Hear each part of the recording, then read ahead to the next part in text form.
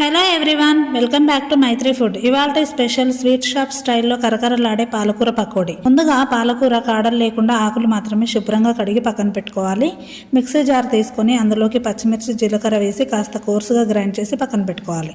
ఇప్పుడు మిక్సింగ్ కోసం ఒక బౌల్ తీసుకొని 1 కప్పు శనగపిండిని జల్లించుకొని ఇందులోకి ఉప్పు, పసుపు, కాస్త బేకింగ్ సోడా వేసి గ్రైండ్ చేసుకున్న పచ్చిమిర్చి మిశ్రమాన్ని, అలాగే ముందుగా శుభ్రంగా కడిగి పక్కన పెట్టుకున్న పాలకూరను వేసి అవసరమైతే కొద్దిగా వాటర్ని చిలకరించుకుంటూ ఆనియన్ పకోడీలా గట్టిగా కాకుండా కాస్త జాగ్రత్తగా కలిపి పక్కన పెట్టుకోవాలి. ఇప్పుడు స్టవ్ ఆన్ చేసి పాన్ పెట్టుకొని డీప్ ఫ్రైకి సరిపడా ఆయిల్ పోసుకొని ఆయిల్ బాగా కాగిన తర్వాత పిండిని కొద్దిగా పకోడీలా వేసి 2 నిమిషాలు మీడియం ఫ్లేమ్ మీద ఉడికించుకున్న తర్వాతకి హై ఫ్లేమ్ మీద పకోడీ రంగు మారి క్రిస్పీగా అయ్యేదాకా ఉంచి తీసి వేరే ఒక ప్లేట్లోకి వేసుకొని పక్కన పెట్టుకోవాలి. ఇదే ఆయిల్లో కాస్త కరివేపాకును కూడా ఫ్రై చేసుకొని తీసి పకోడీలో కలుపుకొని తింటే చాలా టేస్టీగా ఉంటుంది.